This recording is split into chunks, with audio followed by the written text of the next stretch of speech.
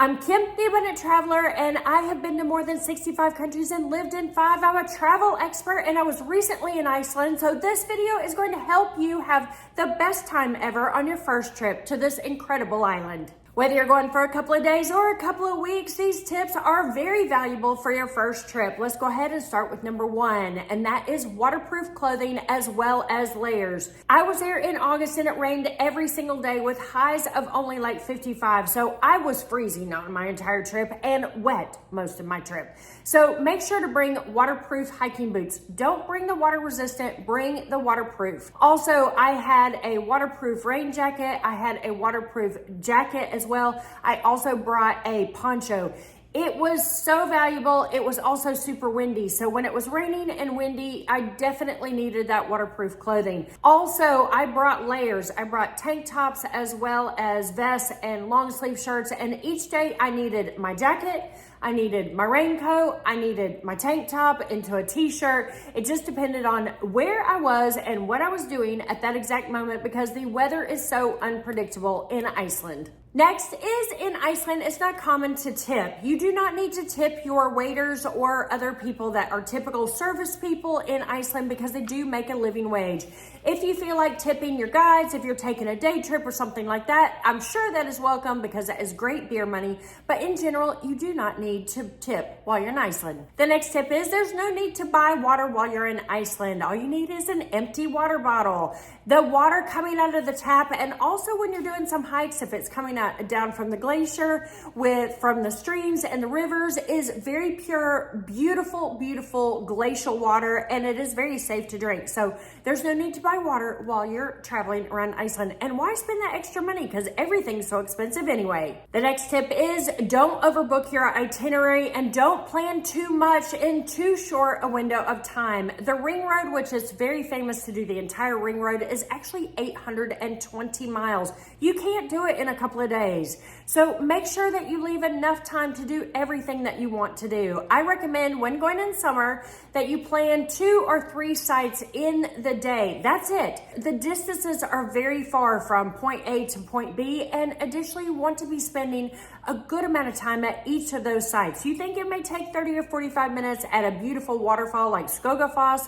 However, it may take you a couple of hours. So while you're traveling to Iceland, do not overbook your itinerary. The next tip is make sure that you give yourself enough time in Iceland. It is not worth going to Reykjavik for a couple of days and doing 2 tourist buses out that day. If that's all the time you have, I guess that will work. But it is such a beautiful country that I highly recommend that you go for a week or 2 weeks.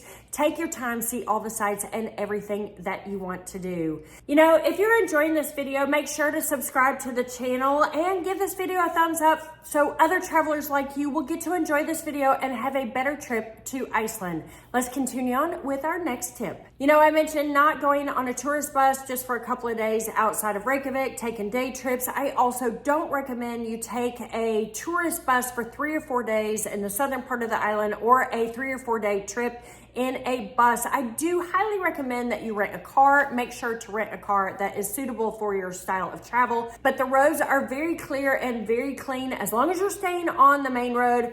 And it's really easy to do what you want when you want if you rent a car. Additionally, in summer, there's 20 hours of sunlight, so you might be able to go to things like the different waterfalls when it's 10 o'clock at night and absolutely nobody else is there, which is amazing to do when you see these beautiful sights and nobody else is around. Before we go on to other tips, I'm going to give you a couple car tips. Number 1 is do not speed. There are speed traps and cops, not everywhere, but it's very common to get pulled over as a tourist and get a $200 ticket. And sometimes if they pull you over, they're going to charge you on the spot, and you better have that cash or a credit card. Additionally, make sure that you are renting the car, especially if you're picking up a car at the airport when you land, that you have rented a car at the international airport, not the domestic airport in Reykjavik. The international airport is about an hour away from the city. But if you're already in the city, then of course you can rent the car from the city airport. And finally, make sure that you rent the car that is appropriate for the style of travel. If you're going to be on the main road, say throughout the south of Iceland, a 2-wheel drive and just a little 4-door car is great. But if you intend on going off-road, make sure that you have the appropriate insurance and you have a 4-wheel drive. Before we head on to the next tip, if you're headed to Iceland, make sure to go download my free packing guide in the description below. It's free and it's got lots of interesting things and things you probably didn't think of. So make sure to go download that free guide. Now let's talk about money. You know what? In Iceland, it's the Icelandic kroner, and you really don't need a lot of cash when you're in Iceland. It's relatively easy to basically pay for everything with a credit card, even when you're buying a bottle of water.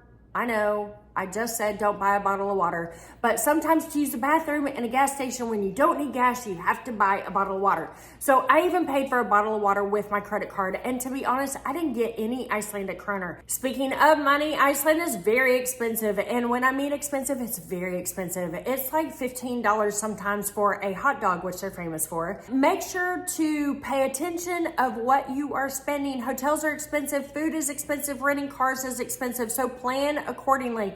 It just is. It's worth staying the extra time to get everything done that you want, but Iceland is just flat out expensive. One way to save money and a mistake to avoid is not booking your accommodation and your excursions in advance. And when I say in advance, I'm talking 2 or 3 months. If you're a last minute person like I am, I like to do things a couple of days before. It'll be fine. Well, in Iceland, the only way to save money is to book your accommodation long in advance, because things do book out, and then all that's left right before your trip are the most expensive hotels. The same thing for the excursions. Like if you want to go to Silfra and do the snorkeling in the fissure, or if you want to hike the glacier or anything like that, those tours actually book out, especially in high season. So make sure that you're booking everything as far in advance as possible, and definitely get travel insurance in case something happens and you can't go. My favorite is listed in the description below. Not only do I have travel insurance, but I have a yearly policy for MedJet, which is medical evacuation from anywhere in the world as long as I'm 150 miles away. So if, for example, something horrible happened while I was in Iceland and I was in the hospital, I could get home for free because MedJet covers the cost of all of those flights. Another way to save some money and a mistake to avoid is buying all of your alcohol in the country. Make sure that you buy your alcohol. You can buy up to 6 bottles of wine, and I believe it's 1.5 liters of liquor when you're at duty free, when you land in the country at the international airport in Reykjavik. It is so worth it. It is so expensive to buy alcohol when you're in the country, so make sure to buy it duty free. Another mistake to avoid is not trying the Icelandic food. It is sometimes a bit weird, but it is well worth trying some of the unique delicacies, unique delicacies that are available to you in Iceland. One is a fermented shark. Did it taste good? No.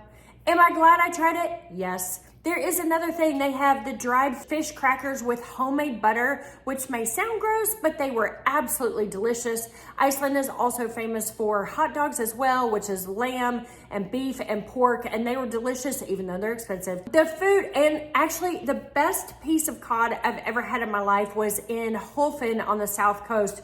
It was so divine. I'm not a big cod eater, but it was so good. So make sure that you're trying the Icelandic typical foods while you're in the country. And the final tip is for the shoppers. That is buying your Icelandic sweaters. Make sure that you're buying them in a traditional store, not in one of the big well-known stores throughout Iceland. And also make sure to read the tag, because some of the Icelandic sweaters are not even Icelandic wool, and they're made in China. So make sure, like, this is a beautiful sweater, but I know this was not made in Iceland. I did buy a beautiful Icelandic sweater, and I actually bought it out of a lady's house. There was a little sign in her window, and it said, "Come around back, I make sweaters." And I picked out the most beautiful sweater and actually paid less than I would have on the high street buying a imitation Icelandic sweater. So that sums up my mistakes not to make when you're going to Iceland for the first time. If you have one that you recommend, then make sure to put it in the comments below.